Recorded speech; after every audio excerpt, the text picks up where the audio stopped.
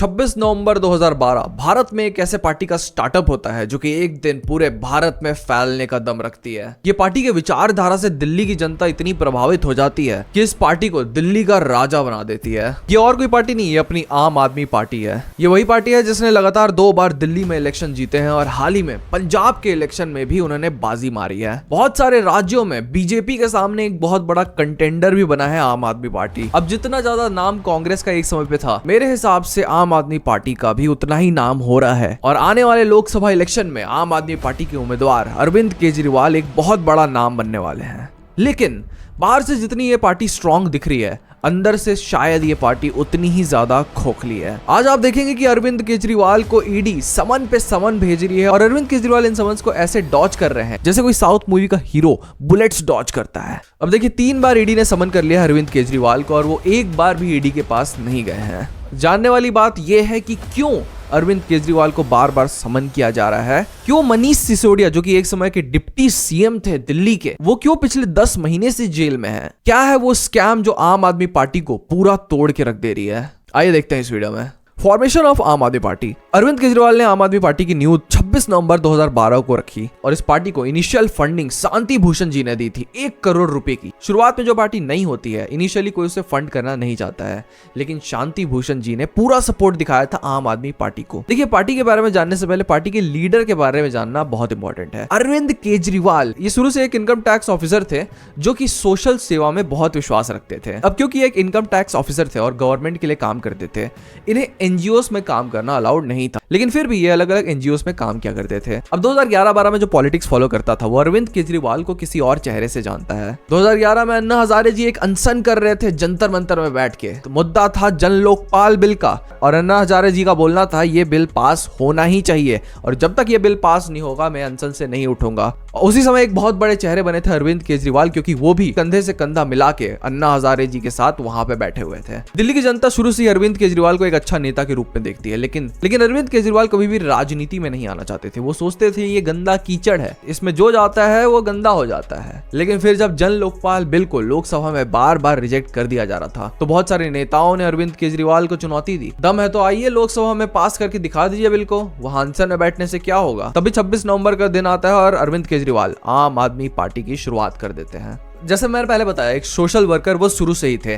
2001 में जब right to information का बात चल रहा था, तब अरविंद केजरीवाल दिल्ली के गली गली में जाके राइट टू इन्फॉर्मेशन के बारे में लोगों को बता रहे थे। उस समय वो एक एनजीओ के साथ जुड़े थे जिसका नाम था संपूर्ण परिवर्तन। आगे जाके वो अपना खुद भी एक एनजीओ बनाए थे जिसका नाम था परिवर्तन। लेकिन आम आदमी पार्टी जब उन्होंने बनाई तो उन्हें सबसे ज्यादा सपोर्ट मिला जनता का भी और बाकी सारे नेताओं का भी। बहुत सारे बड़े बड़े नेता और बड़े बड़े नाम जैसे कि कुमार विश्वास सिर्फ और सिर्फ आम आदमी पार्टी की आइडियोलॉजी की वजह से आम आदमी पार्टी को ज्वाइन करते हैं। और समय आता है 2015 के दिल्ली इलेक्शंस का। अब इलेक्शंस की बात हर जगह चल रही थी और आम आदमी पार्टी एक बहुत बड़ा कंटेंडर था दिल्ली में। दिल्ली में शीला दीक्षित जी की सरकार पिछले 15 सालों से थी और माना जा रहा था इस सरकार को हटाना मुश्किल है। वहीं पे बीजेपी और कांग्रेस यहाँ पे फिर से हिंदू और मुस्लिम के मुद्दे पे लड़ाई कर रही थी। अब यहाँ पे आम आदमी पार्टी एक नई आइडियोलॉजी वाली पार्टी बन के उभरती है और डेवलपमेंट का बात करती है दिल्ली में। देखिए 2015 में कांग्रेस का गिरना तो सुनिश्चित था। कुछ ही दिन पहले वो लोकसभा इलेक्शन भी हारे थे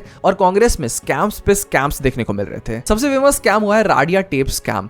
अब इस स्कैम में हमने देखा था कि कैसे 2G घोटाला में बड़े बड़े नेता, बड़े बड़े जज, बड़े बड़े एडवोकेट तक शामिल थे। इसके वजह से कांग्रेस की रेपुटेशन बहुत ज्यादा गिर गई थी। आम आदमी पार्टी ने पूरा फायदा उठाया इस मौके का और कुछ नया दिया दिल्ली की जनता को। अब क्योंकि अरविंद केजरीवाल को दिल्ली की जनता शुरू से ही जानती थी, वो अन्ना हजारे के साथ खड़े भी थे और 2001 से वो दिल्ली की गली गली में घूमे भी थे एज अ सोशल वर्कर।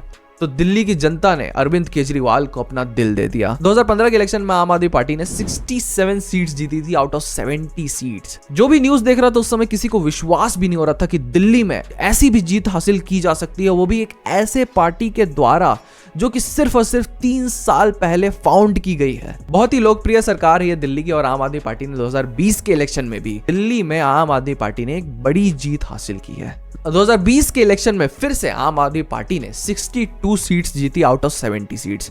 ये एक इनक्रेडिबल नंबर है जो कि बहुत सारी पार्टी नहीं कर पाती है।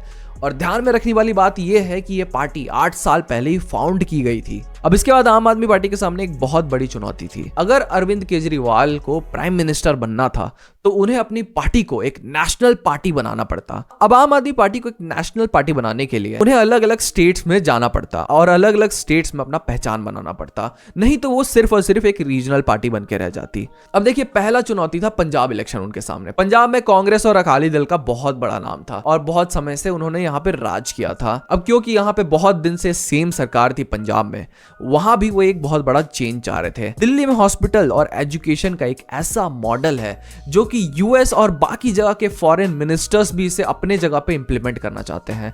पंजाब के लोग इस मॉडल से बहुत ज्यादा इंप्रेस थे। इनफैक्ट अरविंद केजरीवाल को बहुत ही ज्यादा सपोर्ट देखने को मिला था पंजाब में 2022 के इलेक्शन में। शुरू से ही ये बोल दिया गया था कि अरविंद केजरीवाल ये इलेक्शन जीतेंगे ही, और आखिरी में जाके उन्होंने 92 सीट्स जीती थी आउट ऑफ 117 सीट्स।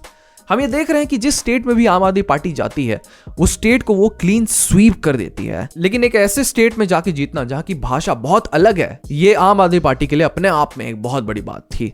दिल्ली में आम आदमी पार्टी ने बहुत सारी चीजें दी है दिल्ली वालों को, जैसे कि 3 tier health care system, free 24 hours water supply, education model और बहुत सारी चीजें। आम आदमी का मैनिफेस्टो देख के ही दिल्ली की जनता उन्हें बार बार दिल्ली का राजा बना देती है। अब आगे जाके 2023 में आम आदमी पार्टी को एक नेशनल पार्टी का दर्जा मिल जाता है। अब आम आदमी पार्टी अपने सबसे टॉप पे है।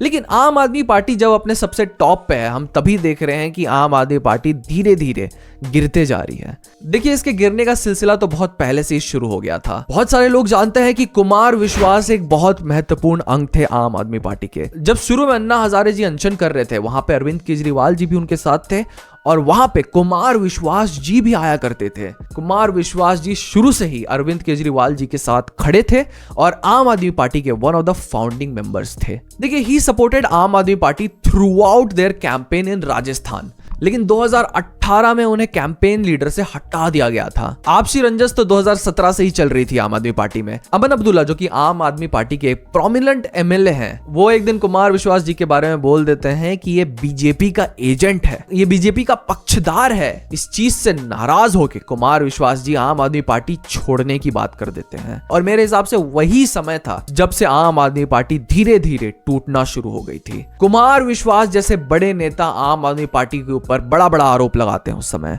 वो बोलते हैं अगर ऐसा कोई अरविंद केजरीवाल के बारे में बोल दिया रहता तो उस एमएलए को उसी समय उस पार्टी से हटा दिया गया रहता, लेकिन क्योंकि मेरे बारे में बोला है, कोई इस चीज के ऊपर ध्यान भी नहीं दे रहा है। मनीष सिसोदिया, जो कि उस समय दिल्ली के डिप्टी सीएम थे, वो तुरंत पलटवार करते हुए बोलते हैं कि आपको मीटिंग में बुलाया गया था, आप आए नहीं, डिसाइड कर लिया जाता, पब्लिक में भाषणबाजी से कुछ नहीं चलेगा। वो इनफैक्ट कि आप जो भी अभी कर रहे हैं वो उससे बीजेपी को बहुत फायदा होगा।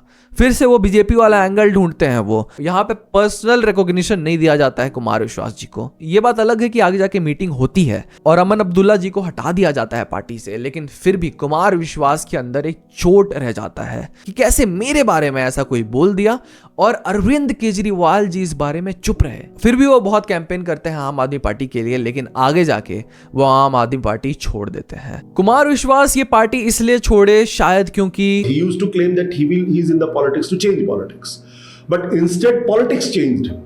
ये है आशुतोष। ये बहुत ही बड़े प्रोमिनेंट नेता थे आम आदमी पार्टी के एक समय पे। ये एक्चुअली में मीडिया वर्ल्ड के भी एक समय पे बहुत बड़े जर्नलिस्ट माने जाते थे और जैसे ही आम आदमी पार्टी बनी थी, आम आदमी पार्टी के ऊपर इन्हें बहुत ज्यादा भरोसा था, तो इन्होंने भी आम आदमी पार्टी को ज्वाइन कर दी थी और आम आदमी पार्टी के ये प्रवक्ता थे। लेकिन 15 अगस्त 2018 को आशुतोष ने भी आम आदमी पार्टी को छोड़ दिया। उस समय वो बताने से इनकार कर रहे थे कि उन्होंने राजनीति क्यों छोड़ी। वो बस यही बोल रहे थे कि शायद मैं राजनीति के लिए नहीं बना हूं, ये हमारा रास्ता अलग अलग है, मैं सूट नहीं करता हूं इसमें, अलग अलग बातें कर रहे थे। लेकिन धीरे धीरे आगे जाके उन्होंने बताया कि आम आदमी पार्टी की शुरुआत की जो आइडियोलॉजी थी वो आगे जाके धीरे धीरे चेंज होने लगी। जैसे कि उन्होंने बोला, राजनीति ने अरविंद केजरीवाल को बदल दिया।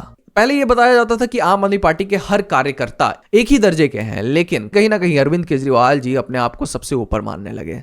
धीरे धीरे करके आम आदमी पार्टी के बड़े बड़े नेताओं के ऊपर आरोप पे आरोप लगने लगे। ये दिख रहा था कि ये जो आम आदमी पार्टी भ्रष्टाचारियों के खिलाफ खड़ी होने वाली पार्टी दिखती है बाहर से, वो शायद अंदर से खुद भ्रष्टाचारी है। देखिए, ईडी आज के दिन अरविंद केजरीवाल को समन पे समन भेज रही है क्योंकि वो एक महत्वपूर्ण चीज के बारे में जांच करना चाहती है। अब इस महत्वपूर्ण चीज का नाम है लिकर पॉलिसी स्कैम और इसी स्कैम के वजह से मनीष सिसोदिया जी, जो कि डिप्टी सीएम थे दिल्ली के, उनके अंडर 18 डिपार्टमेंट आते थे, वो पिछले 10 महीने से जेल में है और उन्हें बेल नहीं मिल रही है। अब क्या है ये लिकर पॉलिसी स्कैम? दिल्ली में हाल फिलहाल का ये सबसे बड़ा स्कैम है। 2020 में दिल्ली लिकर पॉलिसी को चेंज किया गया था और आम आदमी पार्टी के सरकार के हिसाब से पहले जो लिकर पॉलिसी थी उसमें बहुत सारे लूप होल्स थे, जिसके वजह से भ्रष्टाचार बहुत ज्यादा बढ़ जा रहा था। अब भ्रष्टाचारियों को कम करना था, इसीलिए ये नई न्यू लिकर पॉलिसी लॉन्च की गई। दिल्ली लिकर पॉलिसी नवंबर 17, 2021 में लागू की गई और जुलाई 2022 में चीफ सेक्रेटरी नरेश ने वी.के. सक्सेना, जो कि गवर्नर थे उस समय दिल्ली के, उन्हें जाके बता दिया कि इस पॉलिसी में थोड़ा सा स्कैम सा कुछ चल रहा है शायद। अब संक्षेप में इस पॉलिसी के बारे में थोड़ा सा बताना चाहूंगा मैं। देखिए, दिल्ली लिकर पॉलिसी एक ऐसी पॉलिसी थी जो कि आम आदमी पार्टी के हिसाब से लिकर के दुनिया में एक रेवोल्यूशन ला देगी। आम आदमी पार्टी एक ऐसा रेगुलेशन पास करती है जिसके हिसाब से अब मॉल्स में, होटल्स में और बाकी जगहों पे खुलेआम दारू बेचना अलाउड रहेगा जब तक आपके पास एक लीगल लाइसेंस है। दिल्ली सरकार का जो रेवेन्यू होता है उसका एक बहुत ही बड़ा पार्ट लिकर से आता है और इस लिकर पॉलिसी के वजह से दिल्ली सरकार का मानना था कि उनका ये रेवेन्यू 20% तक बढ़ जाएगा। अब ऐसे शॉप्स खोलने जाने थे जो कि शोरूम जैसे दिखते, वहां पे दारू की बॉटल्स पे बॉटल्स मिलती, वो एसी वाले रूम से रहते जहां पे आप घुस के शॉपिंग कर सकते हैं, जैसे कि आप एक इंस्टेंट मार्ट या फिर आप ग्रोसरी लेने जाते हैं जैसे शॉपिंग करते हैं, वहां पे आप दारू की शॉपिंग कर सकते हैं। लिकर खरीदना बहुत ही ज्यादा आसान हो गया था दिल्ली में। बहुत सारे लोग बोल रहे थे कि आम आदमी पार्टी दिल्ली को एक दारू पीने वाली स्टेट बनाना चाहते हैं, जो कि शायद सच भी था। अब इस पॉलिसी के हिसाब से दिल्ली को 32 जोन्स में बांट दिया जाना था और इस जोन्स में जितने भी शॉप्स थे वो सारे प्राइवेटली ओन्ड होते। अब पहले बहुत सारे शॉप्स गवर्नमेंट ओन करती थी, लेकिन अरविंद केजरीवाल के हिसाब से सरकार का काम दारू बेचना नहीं है, उससे बस रेवेन्यू लेना है। तो अब न्यू लिकर पॉलिसी के हिसाब से सारे शॉप जितने भी थे वो अब प्राइवेटली ओन्ड रहते और प्राइवेट प्लेयर्स को फ्री बिडिंग, ओपन बिडिंग कराया जाता कि जो भी शॉप्स खरीदना चाहे वो खरीद सकता है। जुलाई 8, 2022 को दिल्ली के चीफ सेक्रेटरी नरेश कुमार ने गवर्नर वी.के. सक्सेना को एक रिपोर्ट भेजा। इस रिपोर्ट में यह साफ साफ लिखा था कि आम आदमी पार्टी ने कुछ प्राइवेट प्लेयर्स को अनड्यू एडवांटेज दिया है। मतलब कहीं ना कहीं एक बहुत बड़ा घोटाला छिपा है इस नई लिकर पॉलिसी के पीछे। जैसे ये रिपोर्ट भेजा जाता है उसके कुछ दिन बाद ही मनीष सिसोदिया पब्लिकली इस पॉलिसी को वापस ले लेते हैं। नरेश ने बोला कि इस पॉलिसी में जितना पैसा मिला है उन पैसों को पंजाब इलेक्शन के कैंपेन में लगाया गया है। नरेश ने बोला कि मनीष सिसोदिया ने 144 करोड़ के लाइसेंस वेव ऑफ कर दिए, माफ कर दिए वो, और बिना ही किसी के प्रॉपर परमिशन के। अब देखिए, बियर की बोतल में पहले 50 रुपए इंपोर्ट पास लगता था, मनीष सिसोदिया ने ये भी माफ कर दिया। दिल्ली एयरपोर्ट में एक लिकर शॉप खुलना था जिनके ओनर्स ने 30 करोड़ रुपए दिए थे दिल्ली गवर्नमेंट को लाइसेंस के लिए, लेकिन दिल्ली गवर्नमेंट ने इन 30 करोड़ को वापस कर दिया उन्हें। बस इसी रिपोर्ट के आधार पर वी.के. सक्सेना ने सीबीआई को यह मामला दे दिया और मनीष सिसोदिया के घर पे छापे मारे गए। उन्हें फिर इस बाद में समन भी किया गया और समन के ठीक बाद ही उन्हें गिरफ्तार कर लिया गया। अब मनीष सिसोदिया को आज तक इस केस में बेल नहीं मिल पाया है। ईडी इसी केस को लेके अरविंद केजरीवाल को समन कर रही है। सीबीआई भी पहले समन कर चुकी है अरविंद केजरीवाल को इस केस के बारे में और वो समन पे जा भी चुके हैं, लेकिन ईडी के समन को वो तीसरे बार मिस कर चुके हैं। पहला ईडी का समन था 2 नवंबर को, दूसरा ईडी का समन था 21 दिसंबर को और तीसरा समन 3 जनवरी 2024 को था। ये तीनों समन अरविंद केजरीवाल ने डॉज कर दिए हैं और उनके जो वजह होते हैं वो भी बड़े बड़े फनी होते हैं। पिछला जो समन था वो उन्होंने इसलिए मिस किया था क्योंकि वो योगा कर रहे थे। ये समन इन्होंने इसलिए मिस किया है क्योंकि वो 26 जनवरी की तैयारी में व्यस्त है, लेकिन असलियत तो कुछ और है। कुमार विश्वास से जब इस बारे में पूछा जाता है तो कुमार विश्वास साफ साफ ये बात बोल देते हैं कि शुरू में लोग हमें पैसे ऐसे ही दे के चला जाया करते थे, पैसे वाली राजनीति हम नहीं करते थे, लेकिन आज के दिन पंजाब इलेक्शन में इतना ज्यादा पैसा आम आदमी पार्टी के पास कहां से आया। कुमार विश्वास भी बोलते हैं, मैं चाहता हूं कि भगवान ऐसा करें कि जो मैं सोच रहा हूं वैसा ना हो।